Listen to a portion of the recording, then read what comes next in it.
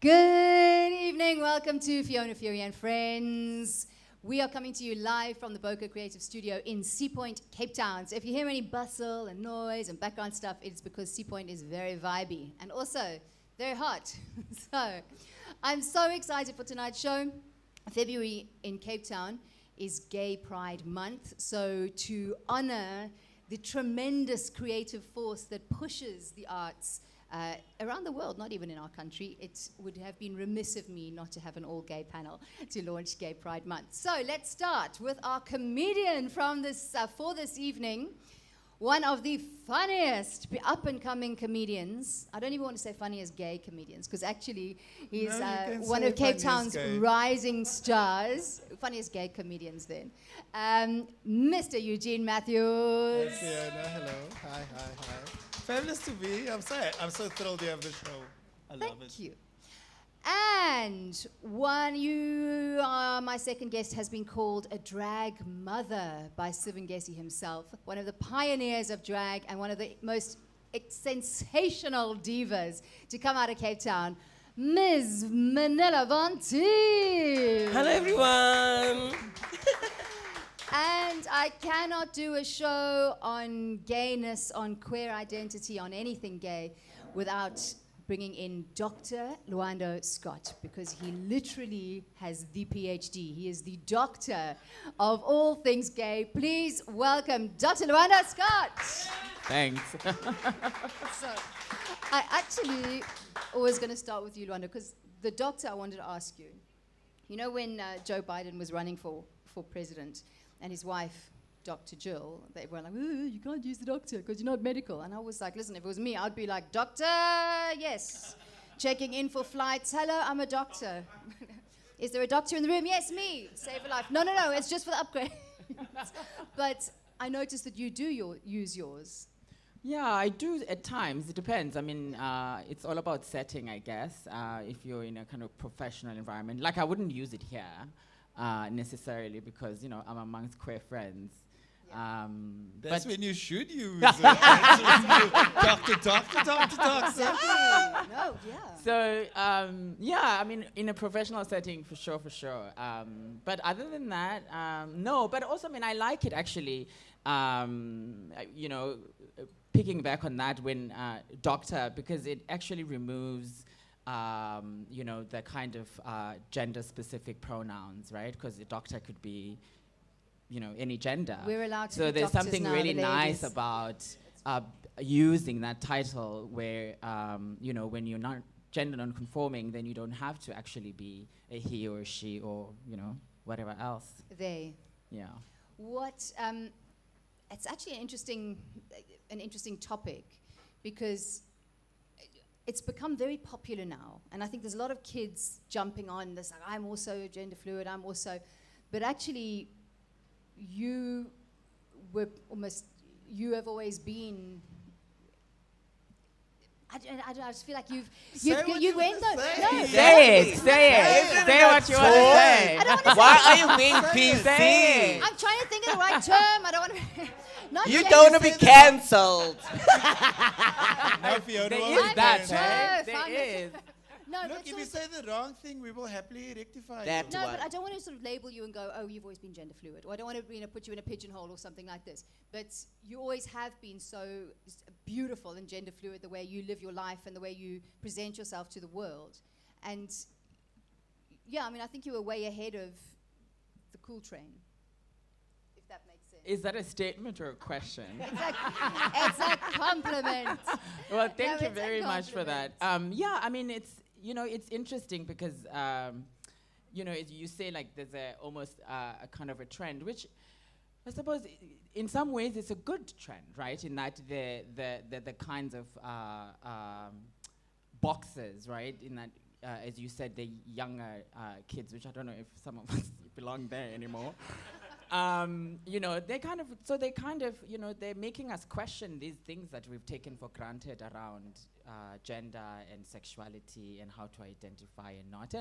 And I think, like, if, you know, being fluid becomes in vogue or becomes, like, you know, the popular thing, then it means maybe more fun for all of us, no? But I also think that back then there wasn't all these boxes for us to place ourselves in. So a lot of people were going through mental trauma because of not finding people or spaces that they identify themselves with. So now there is all these boxes, and the more we go through them, we don't identify with them. So I now need to create a new box for me to find where I fit in, because we're all different people, and there isn't really just black and white. Do you find you get that a lot as well? Because I mean, people will get confused because now you're a drag queen, but that's a performance. Yeah. It's not that you are a Is trans. it the performance? Yeah, but you don't identify as a trans woman. No, So I do you don't get people know. coming up to you and Yeah, some know. people assume, obviously, because of the way I present myself. But no, I love taking off my breasts. I love untucking. It's the most amazing feeling after a gig. But yeah, I don't find myself identifying as non-binary. I tend to gravitate towards queer or a gay male, because that's who I am underneath all these pounds of makeup. So obviously when you go out as Manila Von Teese, you are instantly recognizable. But when you go out as Vion, do you find No, completely opposite. No, it's Oh, like really? now it's different now, because people are starting to say, okay, fine, that is Manila. So it's kind of not you kind of wanting to stay under the radar, which is what was the thing at the beginning. I love being under the radar. I didn't like being, can we take a picture? Is it fine? Because at the end of the day, I'm actually there, relaxed and wanting to have a good time. So now more so, I have to now also be aware of my surroundings, because people are starting to notice me out of drag as Manila. Can I ask a question? Uh-huh. Is Manila and Vion two different people, or do you find that the two of them are now more Merging, yeah. merging? Yeah, definitely now more so than ever before, Yeah. because of how quickly and how fast all the facets of both personas or both people or both entities kind of starting to slowly but surely merge into each other. Like how, it's now more so than ever, because I love what I'm doing now. I love who I am now. I love the people that I'm surrounding myself with. So it's a completely different scenario now than ever before. So yeah, it's definitely merging. It's actually close to being one. nice? Yeah. I mean, for the longest time, I never even knew who Fiona was. I only knew Manila. I'll tell you this much. The first time I met Vion, I did not believe. Who's this bag? With the bag? Wearing like, I won't say baggy clothing, but butch drag type of thing. And I was turned on. No. And the weirdest thing Hi, is, hello.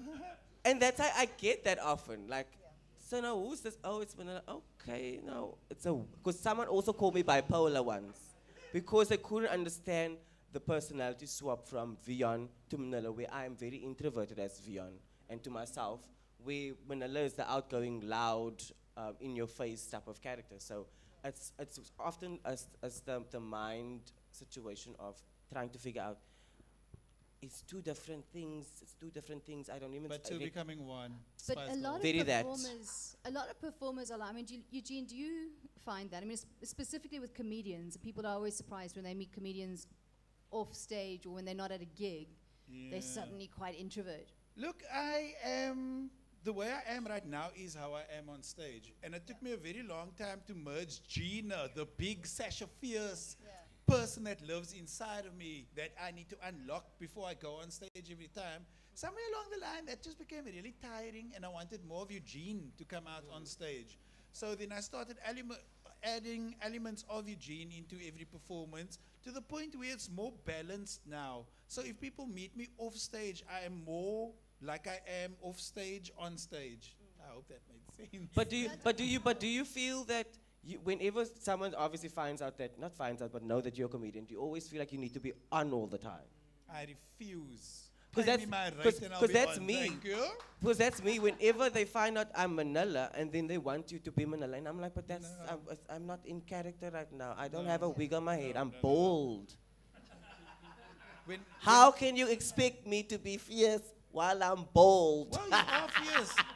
You are fierce as Vion as well, I'll give you that much. But I just feel like I don't need to be entertaining people when I'm not on stage. Facts. Okay, they all come sometimes, have a couple of drinks in, and now we're talking, and I have to tell a story, and the story obviously has to be funny, and at the same Exactly. time I'm testing out material for the stage.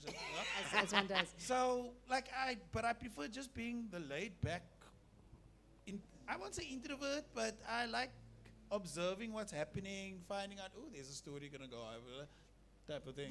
But I'm sure with comedy there is a lot of that because you can't just make Oh, it up in your head. yes. The best comedy is stuff that people That have seen something and, Yeah. it's observational.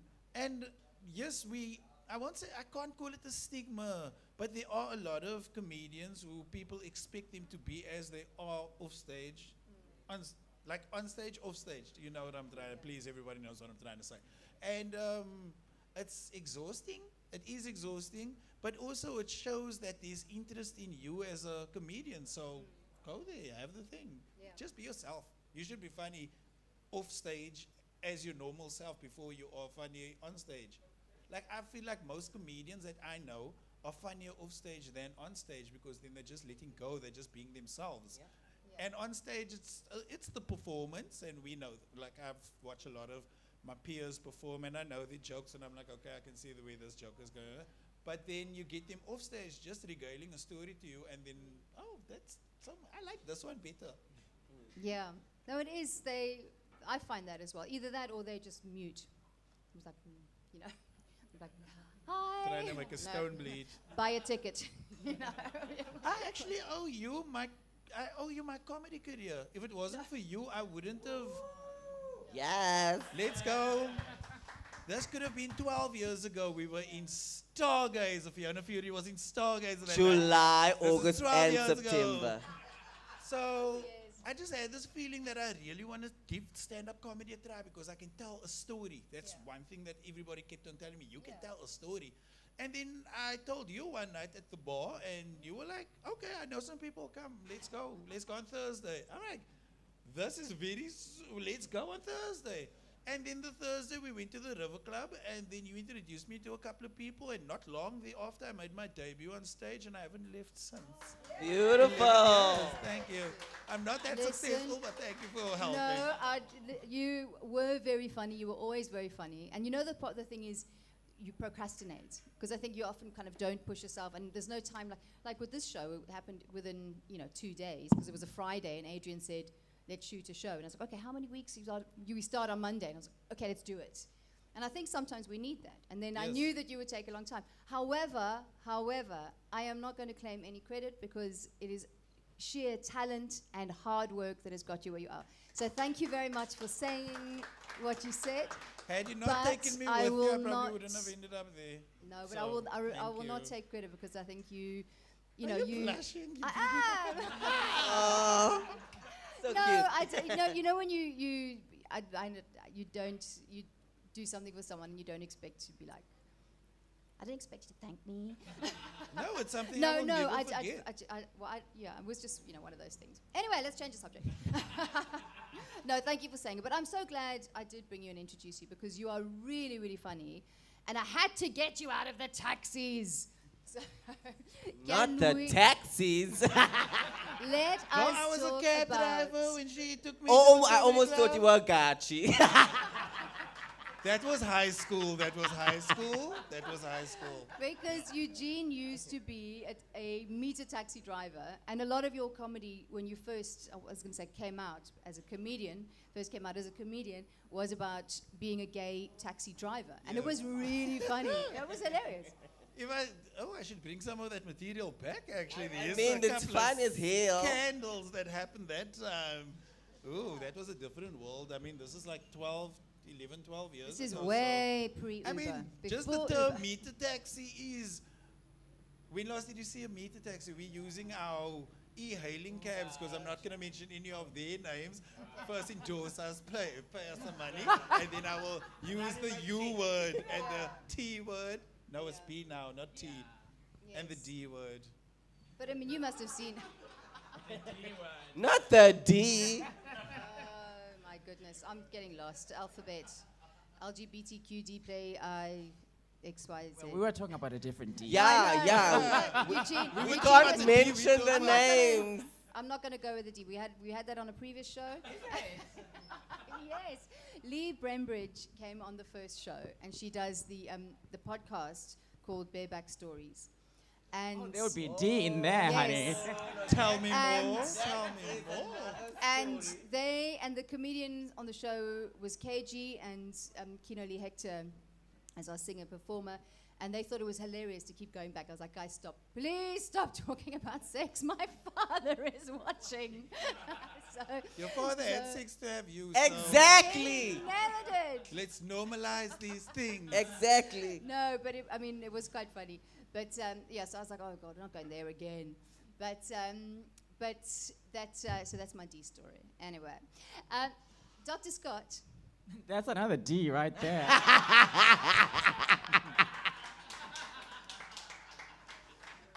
I know. That's. I just thought I'd throw it in.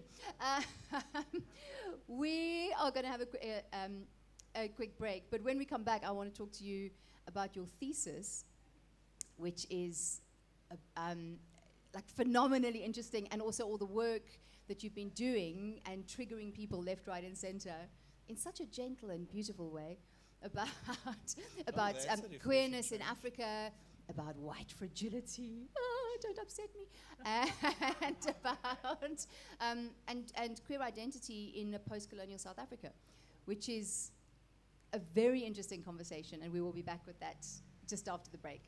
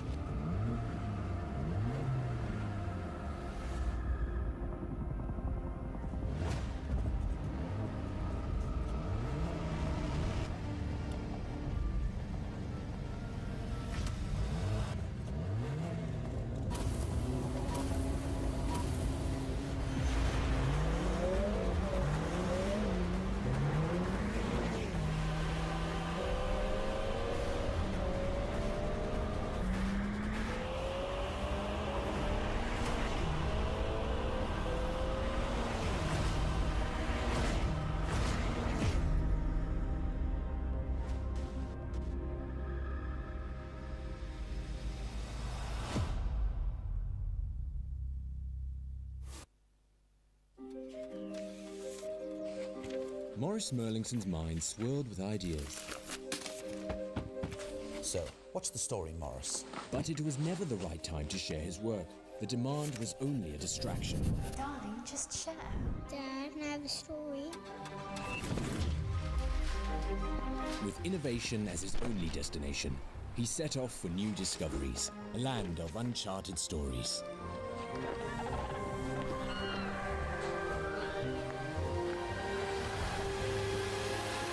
No idea was worth sharing until he had redefined perfection.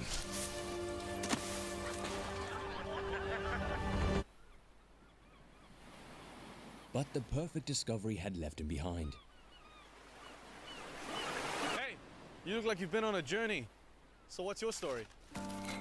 For exceptional ideas are meant to be shared.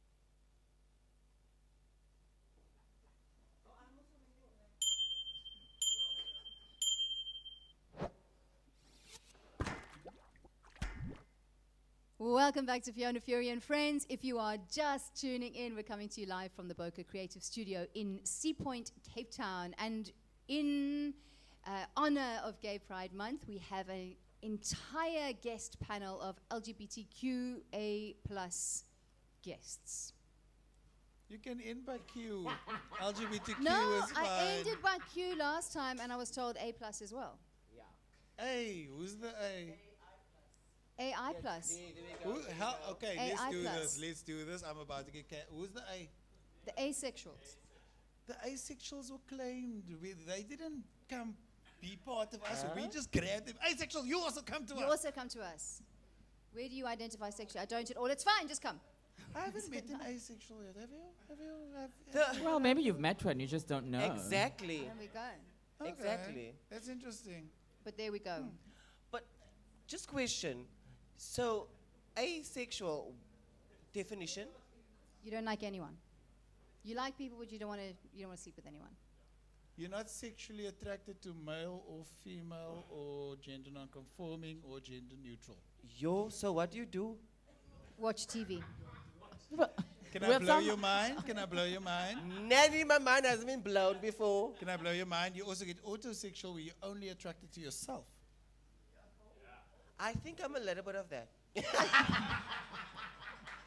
But is Manila attracted to Manila? Or I is think Manila it's Vion attracted to Vion? I think it's Vion attracted to Okay. Manila. Because that's why Vion constantly holds on to Manila as being her muse. Kind of Okay. a vibe. I think if we want to, talk about this in any depth or in any seriousness, we have to talk to Dr. Scott. Well, Because well, I mean, I don't know. I don't Because know. I Dr. don't want Scott to. wrote this book. I don't want to claim, knowledge of everything. But I I'm mean, sure you have more But- knowledge than us.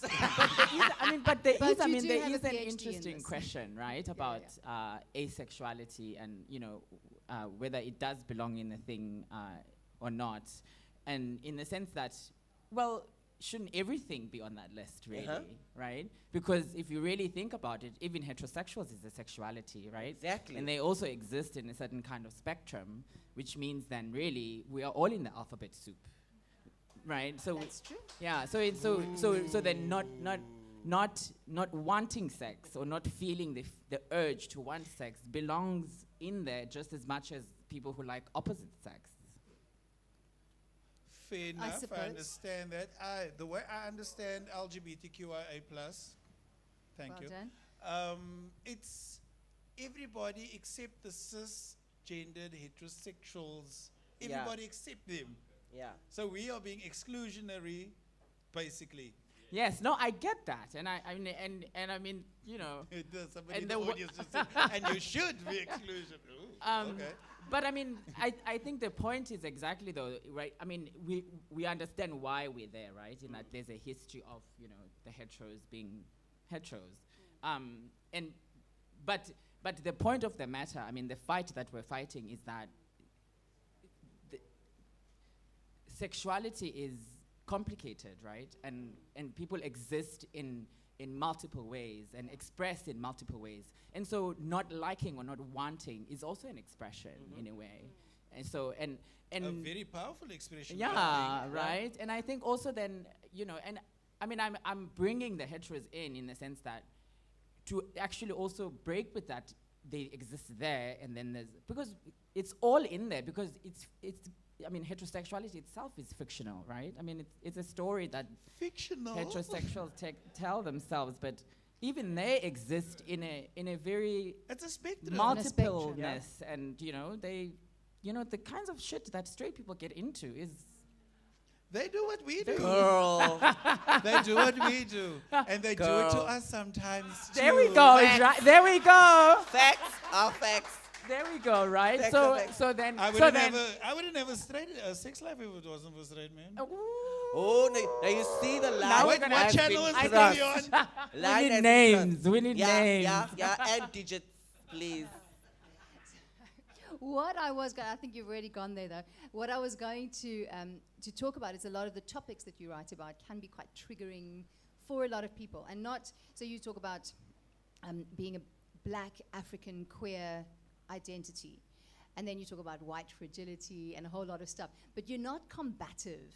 And I think the nice thing, well, what I love about your writing and a lot of the things that you talk about, you're so approachable in that, because you're non-combative in the way you approach it, things that would normally be quite triggering, you don't have that, well, I find, I mean, not that I would be triggered by it, but I think other people would be, they don't have that knee-jerk, like, how dare you talk about white fragility? It's like, well, yeah, well, maybe we are a bit sensitive. You know what I mean? It's not, I love the way you do that. Well, I mean, I don't necessarily talk just, but It's still dangerous for me. It's dangerous to perform as a queer artist in other parts of Africa, and it's also really sad. A, the people there are being deprived from all of this, Facts. Well, there you and go. B, like, that's my money that's my money and my experiences. And like, my question is, how do we start instigating the change for those countries? well, the problem there is you thinking that you need to be the one who instigates that change for those Oh, countries. my clock is there, so it My needs to coin serve. is there. It's very important. Well, I mean, I suppose in the seriousness of that, then there needs to be an investment on your part in knowing those places and maybe getting involved in advocacy work to change the situation. But all of that in working with the people, right? Where you're not telling them what it is that they need, but Yeah, they're not telling just you, right? exposing. We here, we queer. And we, Right. No. You too can be this fabulous. You don't want to go in with that. No, I'm sure they're more fabulous than me. I really, really do. That's look, I think also, because we're touching on something quite interesting here. I think in Cape Town, and also larger cities in South Africa, there are pockets of very safe areas to be gay and to be very outwardly gay. But I mean, you can go 10 kilometers down any road out of the city center, and areas are not so safe for you to be so openly gay.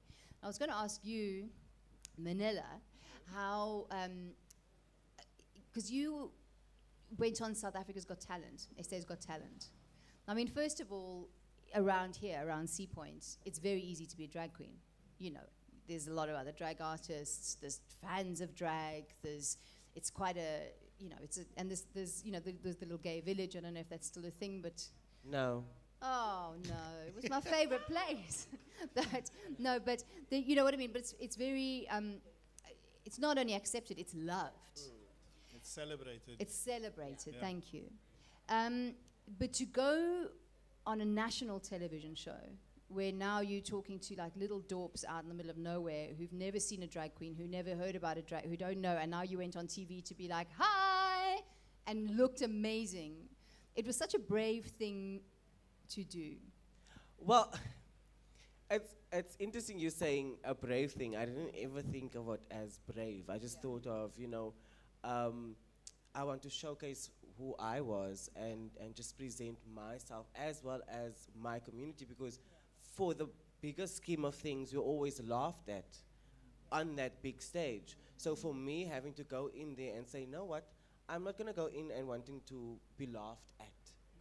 I want you to physically see who I was and what I can present to you, as well as knowing that I am having everyone behind me that I'm pushing the doors open for.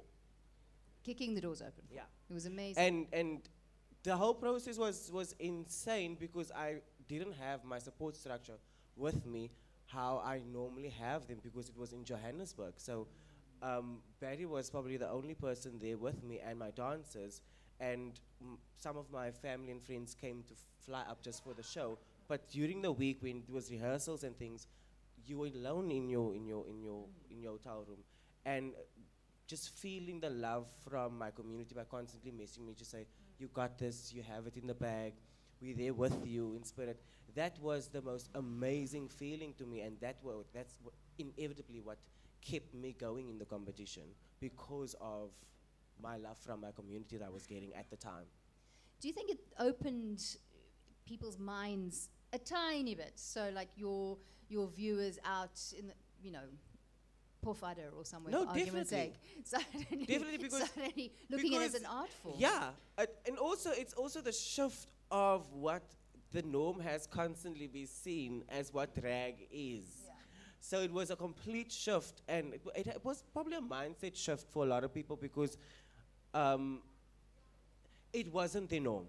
It wasn't the norm, but it wasn't uncomfortable where they couldn't accept it, you know? So I felt truly, truly celebrated on that show, as well as my community. But also, sorry to break your word before you could say it. You brought a level of drag to the consciousness of South Africa that people weren't exposed to. In Cape Town, we are used to seeing a professional drag Exactly. show with lights Yes. and all of those things. Whereas other people in different spaces, Netty Mofia, that blows the hair in the hairdresser, we're going to do something in the hall later on this week. We're going to dress up in girls' clothing. We're going to lip sync a couple of songs. Whereas Manila she brought costumes, she brought looks, she brought choreography, she brought all of these professional elements to her performance. And I'm sure there were many children who were watching this like, wow, this is... I've gotten this messages. is a thing. Gotten a lot of messages after that as well. It's not just a caricature, it's actually a professional, what's the word, genre of entertainment that should be taken seriously and But also respected you're and not- celebrated. Yeah, and also the whole point is that you're not trying to be a woman. No. You know, it's you are this amazing character, and I I'm think using that's- this expression to express myself, which is this entity, which is Manila that I've created, or this persona or character. This person, Manila's a person. She's not a person. She's a piece of makeup. I take that off and then I'm a different person. But yeah, she is a person. She is you can physically see her. She's a work of art. But I always tend to find that I didn't like speaking because I of used to tease you about that yeah, so because badly. because I never felt comfortable who I was. But I have become comfortable who I was by allowing Vion to speak through the face of Manila. Fab. The other thing I have to mention is the clothes. Uh-huh. They are so fabulous. Thank you. And Manila or Vion, both. No, yeah. Vion has his own clothing label. Mm-hmm. So all of the clothes that you see Manila wearing are actually made and designed by you. Yeah. And they are beautiful. Thank and you. I think it came, it really got fantastic publicity when Sivangesi, it took a straight man in a dress to launch things, to bring your fashion design career mainstream. Well, not really. Siv was a slight part in it, but it wasn't really. I think it was the pandemic that actually allowed me to realize that you have all this talent, but you're not using it in the right way. And you can't sit here and wallow in, I don't have anything, I don't have work, when you have Talent. facts. And I had to really look deep and say, you know what? This is all you. This is not, there is no work, this is all you. Because you have all the tools. You have all the tools. So why can't you produce? Because you're stopping yourself from producing. So I had to literally step into that space and say, you are going to do this, you're going to start your clothing line, and just work hard. And it's been a process, and Siv has been a catalyst in that process because he's wearing my clothes as well. But it's been a great blessing to just be able to be one and just create. We're going to go for a break in 2 minutes, but where can we find your clothes? And also, I mean, who do you dress? Like if someone came to you and said, No, "I want anyone to can come. dress." Anyone can come to me and I'll quickly serve them up a quick look. But yeah, it's all on social media. It's House of Vion on Instagram. You can message me, Manila Von Tees. I can whip you up something quick, fast to make you look fabulous. Just get the coins ready. Coin must be involved. Yes. And then, so if someone's not in Cape Town, Up in Joburg, I've actually made costume for Zomisi, and he was he was in Johannesburg, and he was like, babe, just add 2 centimeters on each side of you, and we will be good, and make it stretchy, and it was the most daunting thing because I love having fittings with my clients. And not having the person physically there with me was kind of a scare for me. But then we did the things. Fab. I don't know what I would. Babe, please add a foot in height. Rugby player shoulders, maybe like 20 centimeters wide. I doubt it is 20 centimeters more. But I love you. You can come again. Next week, you're back. We will be back. Speaking of being back, we are going to take a short break, and we will be right back.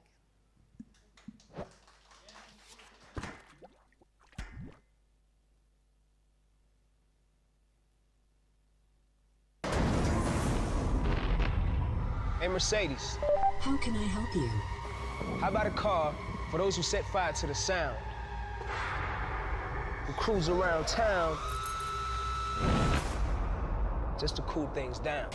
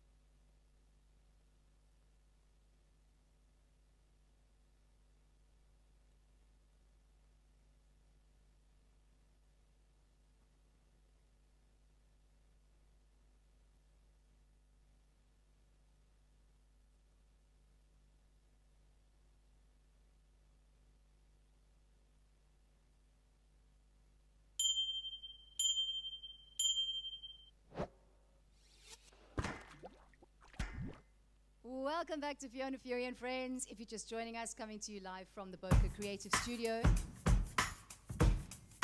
Ba-da-ba-ba. Welcome back to Fiona, Furey and Friends, coming to you live from the Boca Creative Studio in Sea Point, Cape Town. My panel, if you are just joining us, are sensational gay comedian, Mr. Eugene You can Matthews. just say comedian. That's also fine. Well, I thought you put yourself out there as a gay comedian. You said earlier. Well, I do because it gets me more I don't work, have but- to say it all the time. And work. Yes, exactly that. The fabulous diva, Ms. Ms. Manila Manila Von Von Teese. Teese. Thank you. And Dr. Luanda Scott. Yes. We're going to have an interesting conversation now about your coming out story. Well, yeah. I think it's weird coming out and thinking back now about it. It was probably one of the weirdest experiences in my life where I had to physically tell a person that I loved who I was. And I couldn't do it physically, so I decided, okay, fine, I'm going to write a letter. So I wrote my mom a letter, just randomly just telling her everything, and this is who I am. And then I gave it to her, and then I ran back to my room, and then she screams from the lounge, I knew. But Of course you knew. facts. I mean, this is probably my second year of studying fashion design. So I've been sewing at home, running around in the dresses that I've made. But it's just to fit them on to see if they actually fit. It wasn't because I wanted to wear dresses. No, of course not. Of course not, Bobby. But then it catapulted into her calling all my siblings and my family members, telling them, oh no, Fiona's now a Moffie, and I'm all which was horrible to hear, but it was the most relieving thing for me to have told her. And when I spoke to her about it, and then she said, but if this is the lifestyle you chose, then you shouldn't be living here. And then I was like, but my brother is a drug addict, but he is in the house, and you allow him in the house. And then she said, he can be cured, you can't. And it was the most deepest thing that still torments me till this day, because of I had a conversation with her, and she said she doesn't remember saying it, which makes it even worse for me. It's like you just use those things just lightly when it actually carries so much weight. So much weight. And and I'm dealing with it till this day, but I'm much better of knowing who I am and not allowing that trauma to define who I am as a person today. How accepting is she of your drag career? She was more accepting of my drag career than me being a gay male at first. So she contacted me. She's like, hi, she called me, hi Fiona. I saw you in the newspaper. I was like, I was never in the newspaper. Knowing that I was in the newspaper. And I was like, no, I wasn't.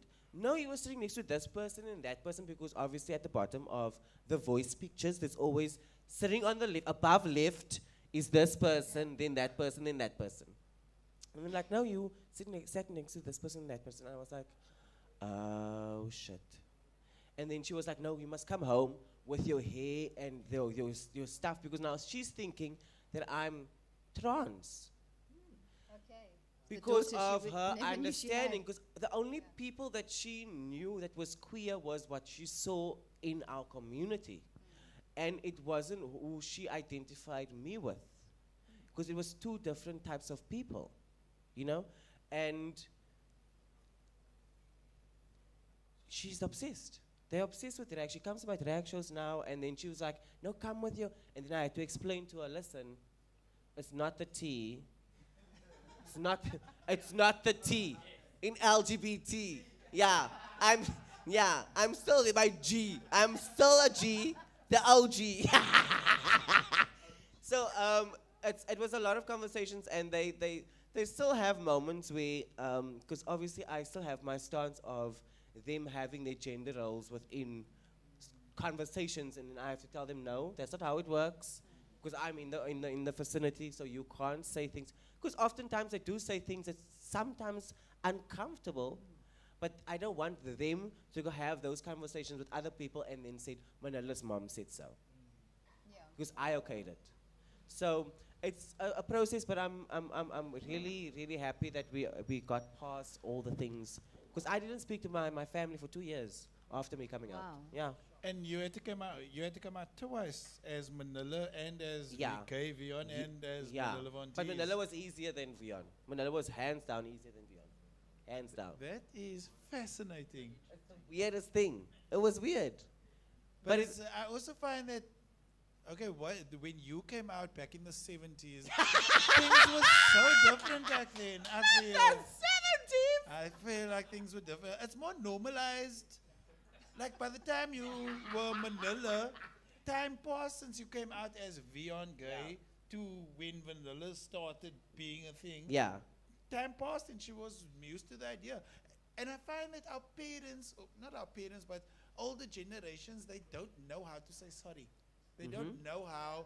They know that they say things that will fuck a child up. They know. They know, but they don't know how to. They don't know how to make it right. It's pride because they're the parent. They're the parent. You're always going to be the child. Yeah. And oftentimes, you need to have adult conversations with your parents in order for them to understand who you are right now, because they still judge you on you being their child. Listen, it's tricky. That's why, I waited till, the doctor was like, listen, it's now. What, are you coming out now? No, to have a child. Oh, a child. Apparently, I didn't know this either. The doctor was like, listen, you've got a limited amount of eggs. I was like, what?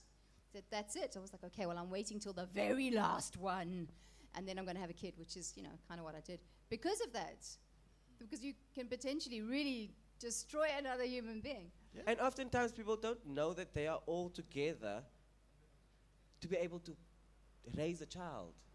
And that's why oftentimes there's a lot of women go through a whole lot of situations because they weren't physically ready to have a child, because you are literally giving most of who you are away to care for another being. Yeah. And oftentimes that's not a place where you are. I've had conversations with people who are against gay people being parents. And the very first thing I always say is, there is no one better to be a parent than, or to be, to start a family than a gay couple, because they are ready. You didn't fall pregnant by mistake. It didn't just happen. You didn't, the logistics that have to go into it, whether it's, you want to find a surrogate because you want the baby to be yourself, or you want to adopt, or whatever route a gay couple or a gay single person chooses to go, there's so much more thought and care, and so much more goes into it than just, oh shit, I fell pregnant, or it's, and I think because there's so much more thought goes into it, I think a lot of gay parents know what they want to do with the child, and know, even things like how we're going to school this child when they grow up, or what kind of environment, because those are the thoughts that go into it. That unfortunately a lot of heterosexual families just wing it, and also to know what it's like to be marginalized. You have so much more empathy as a parent than, you are not going to sit here and tell your kids, you're getting a bit fat, or whatever. You're going to think about what you say, and the impact of those words. Fatness. Yeah. That's it. My coming out story was funny. What isn't funny come out of your mouth? Yes, coming out. Coming out. I used to be a presenter on a TV show called Taxi Vision, if you guys can remember this, many, many years ago. It was on CTV. Solly Philander was the lead presenter. And he asked me to be the news anchor, and I thought, yes, let me do this. I was still a cab driver at the time.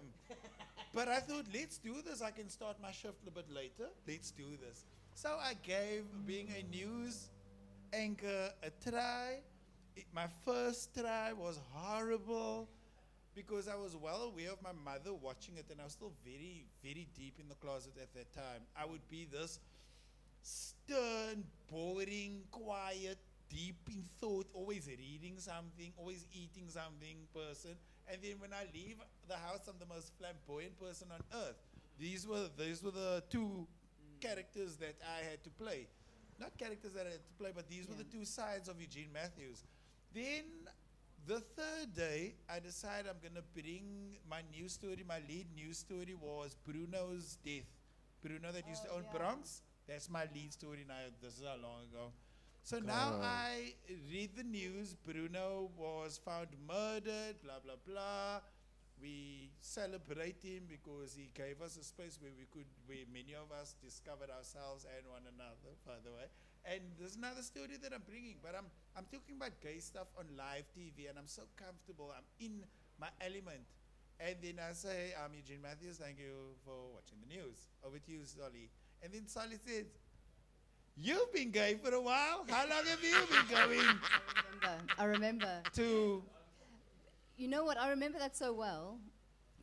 yikes. But when you told me that story, my mom, and I was like, does she not know? Good. But I think it's because I knew the out Eugene. I didn't. Yes, you didn't know I didn't know 7th Avenue Eugene. I didn't know home Eugene. Yeah. Yeah, But I was so- more shocked that your mom didn't know you were gay. Oh, she knew. Come on. She had to know. I would be blowing my hair out and then, but blowing it with a fine curl. She had to know. I was wearing high heels. How long did that take with a fine curl?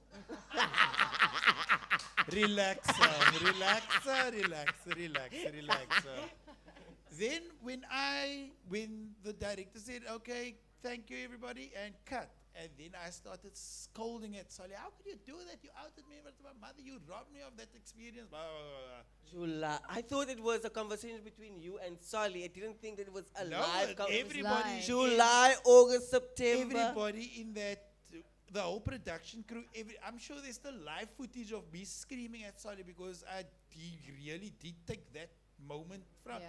I was never going to come out of the closet. Come on. I was too Yeah. comfortable in that little situation. He forced me out of the closet. He got a better performance out of me, and I owe him my thanks to him. When I got home, however, I had to switch the TV on to see if the TV is on SABC 3, where we left it last night, or is it on CTV, so that she watched. Oh, I put that TV on. It took so long to switch on. That TV took forever to switch on CTV. I was like, my mommy knows I'm gay. And then I was like, but she knows I'm gay, but it's now official. But How did she react? to this day, we haven't spoken about it. Oh, really? It was just. There We go. haven't spoken about it. At my 30th birthday party, I was speaking to a really good friend of hers, and this lady told me that she struggled with it, but she accepted me eventually.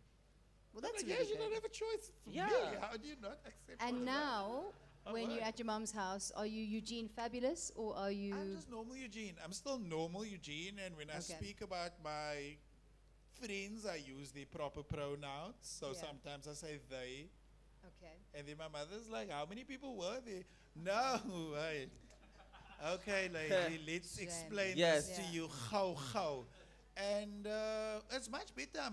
I'm almost 40, so there's no point in hiding anything. If I do tell her about a guy that I'm seeing, then I'm seeing a guy. It's no more a person, it's a guy. I'm seeing a man, and like what you can't be surprised. Okay, I know a lot of people are surprised when I am seeing a man, but that's because they're shady. Listen, you could have waited 15 years and pushed Solly out the closet yourself as well. Oh, he pushed himself Because, out. He pushed yeah, I know himself out. you jumped out before you could. But wait, did Because you Solly could really push- come out? Was there like an actual statement that There he was came a out? Huisgenoot article. Okay, so then it's Yeah. official. Yeah, Yes. it's officially the. Yeah. Solly's. Officially. There we go. What? Since we're sharing coming out stories, Dr. Scott, would you like to share yours, or are you just gonna? I'm still in the closet. See How's the through. lighting? How's the See-through. lighting there? Are the Completely acoustics glass nice there in the closet? closet. Yeah, but no, I mean, in all seriousness, you know, I was gay so quickly, there was no point. Yeah, and I mean, I was thinking now, I don't think I've ever actually had to. I've never had like this, you know, big thing about that. I mean, I had a little bit of a non-conversation with my mother, and yeah, but yeah. So I mean, there's an interesting thing about you know, my relationship, I suppose, with coming out because of, you know, not having to, because of your everyday kind of, you know, gender performance or presentation, etc., etc. But also that sometimes, I mean, you know, maybe not in Manila's maybe experience, that, you know, silence does not necessarily mean being in, right? And I think that also with, you know, different cultures, there's a different way of articulating sex and sexuality that is not necessarily the confessional, right? Where you have to kind of like confess something. And yeah, and I think, yeah, and yeah, so my, you know, I'm here now talking about. But you know what, you were saying about how the way, you know, you always dressed and presented yourself.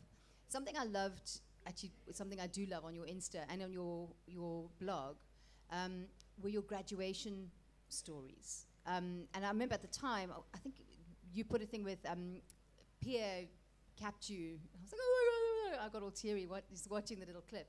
But you did a sort of 3-part where at UCT you had this fabulous outfit, and then you had a second part, honestly, just gorgeous, with a cape, and I mean, it was amazing.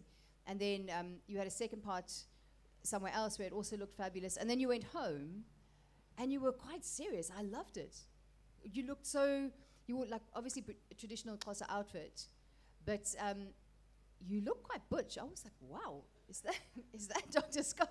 Is that butch? It was, no, in the photos, you look quite, but I love that, because obviously I read the blog, and I loved what you had to say about it, going back to the very beginning where you started your education and where the people who really know you, your family, your school peers and that kind of thing, but also going back outfit-wise, the way you present, it felt like layers and layers of meaning coming through. Yeah, I mean, it's interesting that you, I mean, you how you maybe read that outfit as butch. No, it was one of the photos. You look quite serious. Yeah. But, you know, it's interesting because I find African culture so much more queer in sense, and so much more... Go there, tell us everything. Yes. And so much more open to a kind of gender questioning aesthetic, right? And an aesthetic that is not, you know, trouser, or that is, you know, that is not binary, right? That is not, and so I mean, there's an irony there about, you know, that very famous yet tired statement, you know, homosexuality is un-African, which, you know, of course, it's quite the opposite, right?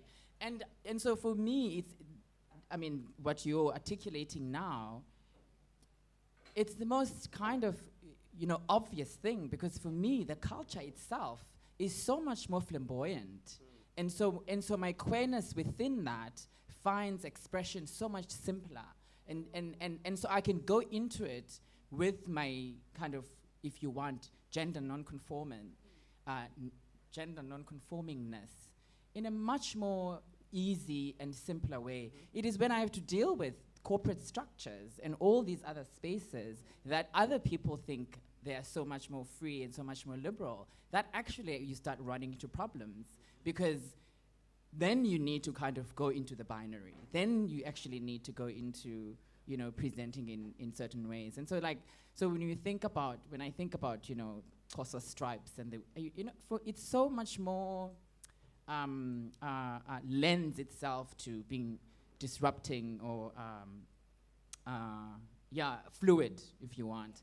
And then if you think, then also if we wanna go further with this, right? If we think about language, right? And we think about, you know, we have gender, and, you know, there's articulation of, you know, men and women, we don't have pronouns, right? So the language itself does not have, pronouns that are articulated in the way that he and she does, right? In the ways that, where you're kind of boxed in that way. And so I think there's something much more interesting in that, gender-wise and queer-wise, and it would be good for us to tap into that, actually. Yes. There aren't pronouns in Xhosa. No. There's man, woman, but there's no she, he. I thought. And that's not only Xhosa, it's actually quite common across the continent. Yeah, no, it's also, I'm just thinking, because I spoke Setswana as a kid, but not anymore. And ndiyathetha kancinci isiXhosa, ndiyafunda, but actually I thought it was just because I didn't know enough. It was like, I'm very bad. So I thought I was getting the pronouns wrong the whole time, but never mind. I was right. Yeah, but you see, that's another interesting thing, right? If you want to go further pushing it, right? If you want to think about how black people in South Africa are often teased about how they get pronouns wrong, right? How people, particularly people who don't have, the kind of education that I do, who mix up the he's and she's when they speak English. That is so profound, because I literally have a moment where I was like, why are you calling your daughter he? When it's like, I kind of now that all makes sense, because there isn't really a pronoun, so they're just using whatever they want as a gateway to get. It's like the guys say, calling everyone she. Yeah. Basically.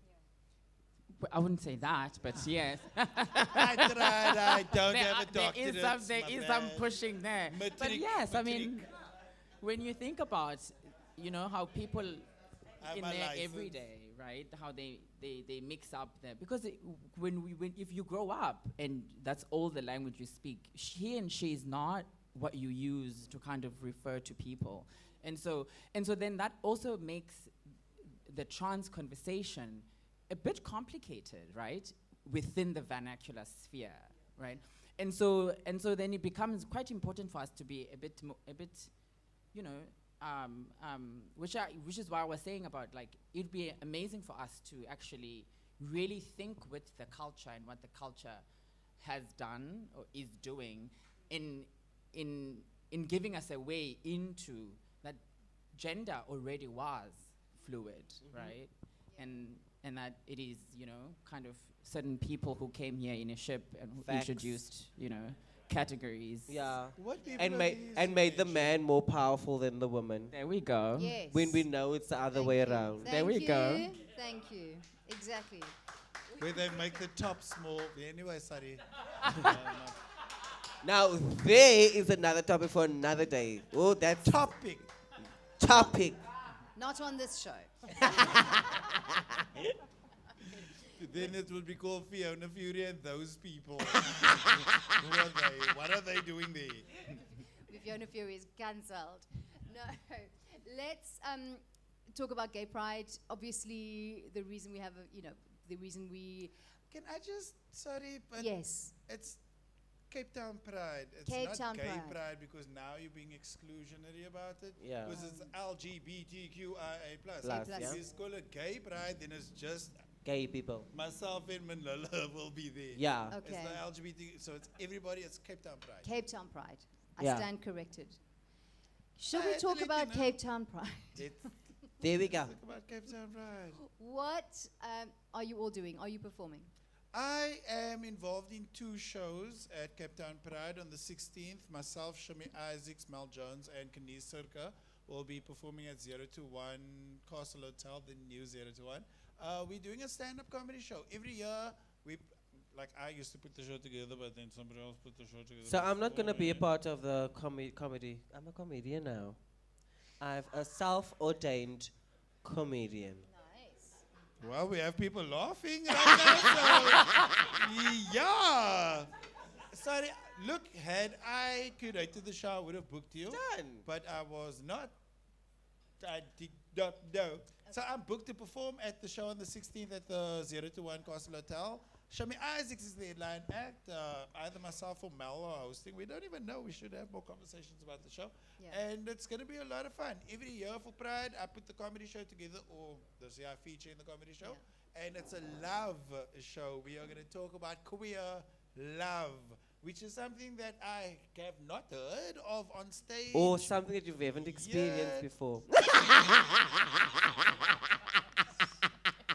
You know, sometimes you just hit me there in the heart, and it's okay. There are people here. I might experience that queer love tonight. Stan. Hi, hello. And then on the 17th of February, which is either next week, is it next week? I don't know.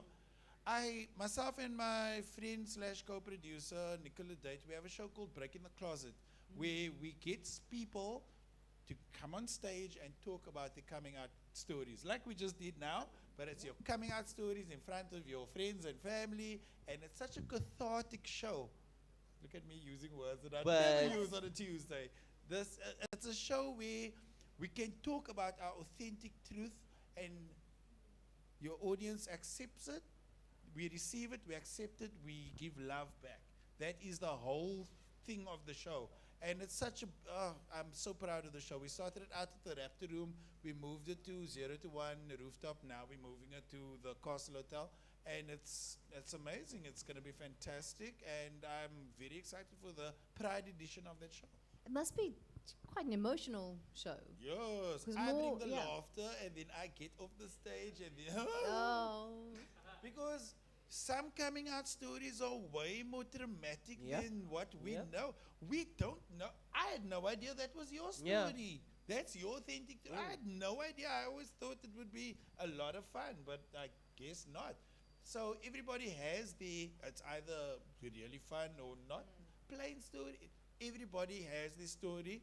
There's a reason why we choose each person, and afterwards we have a panel discussion where people can ask us the questions, and we have to give them the answers. And it's a night of education, but also a night of healing. It sounds like therapy. Yeah. Group. Yeah. The mic Share is with the set. There's a T. It's on, off, and T. We put it on T, and then therapy, and we just talk. It's amazing. I love that show so much. Is it online? Can you watch it? Was it just... It's definitely alive. You've got to be there in person. You gotta be there in person, because not everybody is Wants to cool share. with Yeah, that's the true, actually. files being on the streets on an international kind of way. This is international, and if you want to be on the show, you have to be okay with whatever you're saying being out there for the public. Whereas on that is a place where you are as raw as you can be. Yeah. That's the wrong choice of words, but you know what I mean. Yes. Can Manila come on your show? Also, now you're doing exactly the same thing that you did with him by opening the doors. Thank you so much. I will book Manila. She for might not have booked you, but girl, I've got your back. Oh, thank you. I'm bashing that door down for you. I'm definitely gonna book Manila or Vion. I'll book Vion for that show. Yeah. Actually. But I'll Vion come for as, that as show. Manila, presenting Can as we Manila. just leave Manila behind for once? I'm kidding. No, Am it's I? overshadowing for me. But I'll No, be there, not I'll be really. there, I'll be No, there. I'm definitely for the April one. Then we'll do it. Stan. Yeah. Gay Pride? It would not be Cape Town Pride, Town sorry, Pride. without Manila Bonsis. So Yeah, I'm gonna be there. I'm probably gonna do the parade, which is always fun. I love walking in the parade. And then I'm definitely performing. And there's- Walking, you're always on a float. No, I walk a certain centimeter, reach, and then I get on the float and then I scream from the float. Because I'll give you this much of walking, just this much. Because it's a long walk, but I'm definitely performing. I'm doing a lovely set and I'm releasing something quite exciting at Pride. is it a surprise? Is it a secret? It's a secret. Can you give me an exclusive? I You heard it? can't. Oh. I can't because the exclusive is Cancel her. Don't have her on no, the show. the exclusive is gonna come out at the Cape Town Pride pageant. Where where I'm gonna release something short, Where's the pageant? the 19th. I've been avoiding Facebook. Yeah, and it's quite exciting because there hasn't been a pageant in a very long time. In a very long time. And everyone is buying tickets, but it's also quite emotional because the person that ran the pageants has recently passed as well. due to COVID. So I think the pause was because we don't want the realization of it, of him not being present. This is the first pageant without Mark. The first pageant without Mark. And it's gonna be emotional, but yet, Dedicated to Mark. yeah, a great experience because I think everyone is just hungry for a pageant. Because a pageant is just a place where you just be, and you can't have a pageant with a whole lot of restrictions because the people scream, the people jump on each other. It's a whole lot of people. It's crazy. When she says jumps on each other. Not it that means way. No. I mean, I'm running from this corner to that corner to tell her, listen, did you see that gown? Did you see that swimsuit? Oh my God. It's that kind of I a thing. start a WhatsApp group and then we all chat in the group. It's very shady. It's a groupish for me, but I'm definitely excited for all the activities that we have planned. And there's a diva show that's also happening at the Artscape, where it's going to be me, Belinda, Kamba, Kafasi, Inappropriate, as well as Catchalari. So we're going to put on a lovely show with dancers and everything, full-on production. Fabulous. I love drag pageants, but cannot stand normal ones. Because it's an element of surprise when it comes to queer pageantry or I feel LGBT. It's like also it's performance, and it's Yes. amazing, and there's an art, there's a whole art to it. Whereas Because as it comes down to the ball scene where it was, the ball scene was created for queer people to present a certain kind of way that society didn't allow them to present. So that's why there's all these categories of executive realness, because queer people back then couldn't get proper jobs. So they would dress up in suits and things to present a certain kind of way in the balls in order for them to be able to express that side of them. So it's the same connotation to pageantry, where we don't get to express ourselves to that nth degree. And this platform allows us to go that far, and having to be celebrated on that platform is amazing to people that don't often feel accepted. And also I find that the straight pageants with the females modeling the gown, it's such an objectification it's like of leftovers the from the woman's 1950s. Facts. Like, this is your And spot. Go We're on. still getting the wafer thin woman walking down, and I'm like, that's not how beautiful women. And all that's not the beautiful variety women don't of what only look woman like is, that. yeah. We're So all lovely people. Oh, I'm such a nice. I love children. I want to have a pageant where everybody can enter, male, female, gender. Everybody must enter, and then there'll be a winner. I But wanna the thing is, do you know how many crowns and wigs is going to get snatched off of people's heads in that pageant? Yeah, that's part of the show. That's part. Who snatched the most winners will be an award that we hand out as well. Why not? He's got the best elbow action. You know? Going. No, I don't like your regular, Miss Universe kind of. I'm waiting for one to just go. I hate kids. I don't give a shit about world peace. I'm in it for the cash. I want a modeling contract and I want a career in television. Yeah. I'm waiting for one, and then I'll be like, I'll vote for you. Apart Somebody from must that, just give an answer. I don't need to be deep. I'm gorgeous. Yeah. that's it. exactly. Because that's the way I'm going to win. No. Allegedly. Whereas the drag pageants are there's none of that. And it's cookie cutter because the Honestly. girls are fierce and the girls come strong. And that's why I love it as well, because you see different side of the person when they're on the stage. And I love pageantry, and I never got to experience it for a very long time because of my affiliation with Barry, who is my manager, who runs most of the pageants. I never got to experience it. But it's like, for me, I'm a performer, so I have a 5 minutes max kind of high on stage, where in a pageant, you're there for 3 hours. So you're on a high for 3 hours consecutively. Can you imagine that feeling? No. Mind blown. I've been to a festival, but never mind. Not that festival. I want to judge one. I'm going to put it out there with you. I Barry? can organize. I can bust doors open for you. Now you know it's 2022 and Manila's telling Fiona Furey. I can bust doors open for you. That's We in 2022, people. We in 2022. I know. Can you hook a sister up? I can. Last but certainly not least, Dr. Scott. You know I love calling you that so much. Dr. Scott, Gay Pride, any plans? Cape Town Pride, any Thank plans? you. Sorry. Not necessarily. Well, you know, I'll say this. I love the pageant. For me, the pageant is the highlight of the Cape Town Pride. The rest of the schedule, I find it's a bit wanting in terms of.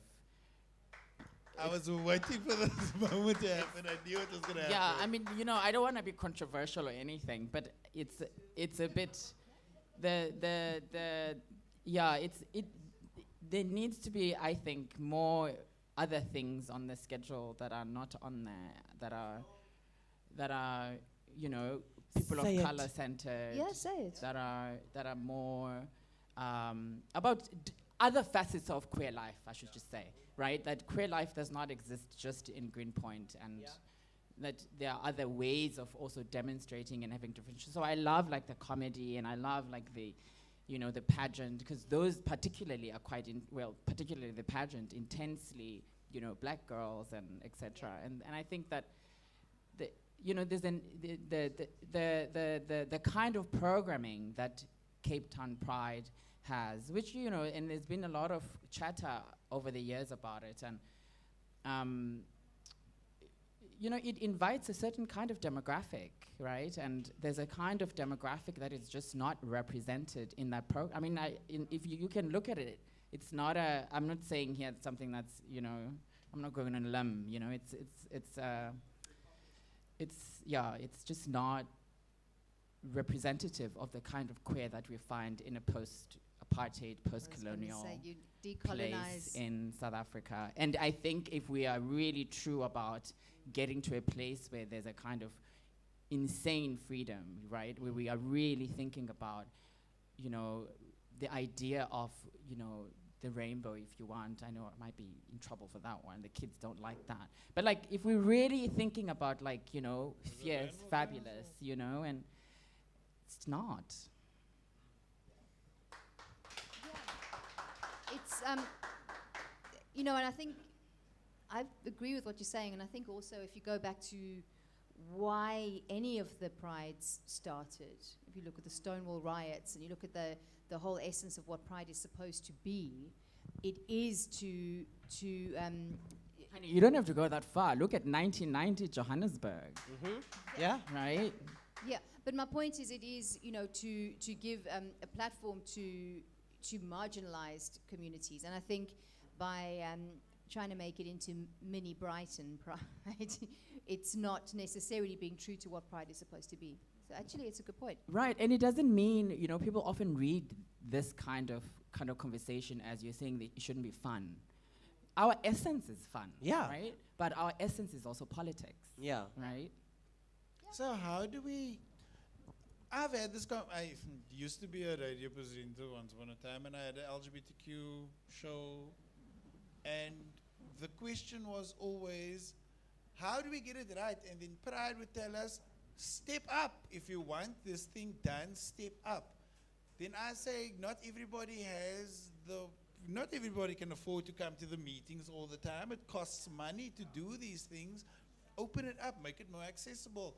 If there are people who live in Gugulethu who wants to do something, there's nothing wrong with two members going to the people in Gugulethu, have a meeting, let's talk about it. But what's missing is you don't communicate with us that, hey, Pride is happening. Would you like to put an event together? How can we help you make it happen? That is something that is missing. They keep telling us, step up, but there's also, it needs to be from both sides. There needs to be, I won't say a tender process, but let us know, yo, if you have an idea, then please, by all means, let us know. Let's figure it out. I think just splinter off and do a Gugulethu Pride standalone. Anyway. I've been in Johannesburg when it was Pride, and there was literally, I felt, when I was in the situation, there was a Pride happening there, but as soon as I walked out of the gates, there was a separate Pride happening outside. And for me, it was the most profound thing I've ever seen, because the better party was happening outside, but it's because the people refused to pay an entry fee to enjoy themselves, to celebrate, and themselves. And that was amazing to me. And yes, there is fees with regarding to erecting a tent, putting on a stage. There's all those costs. I get it, you have to. But it's the feeling of wanting to be celebrated. Oftentimes, doesn't get translated to everyone. Yeah. Pride is still very white. Yeah, I said it. Pride is still very white here in Cape Town.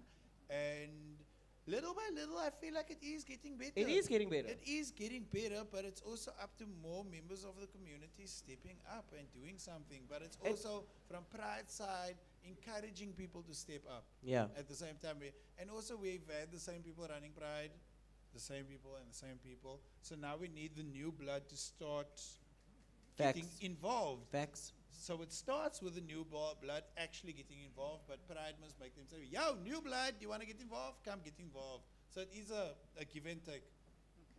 We need to wrap up the show, but before we do, Eugene Matthews, where can people find you? I am on Facebook, I'm on Instagram, I'm on LinkedIn, I'm on basically everything. I'm even on TikTok and I'm not successful there. Grindr? Oh, no. Yes. Christian mingle? No. That sounds horrible. That sounds horrible, but is it worth it? It sounds horrible, but You is it- get. The word is what you get. So it's Eugene, Mathews, Matthews with one T, not Matthews. Matthews is my surname. So just Google me and you will find me everywhere. And on follow most, you. Most platforms. And yes, please give me a like or a follow. And I'm Yes. also a driving instructor by the way. Yes. I actually need to have a call soon. Let's talk. Yeah. I know someone.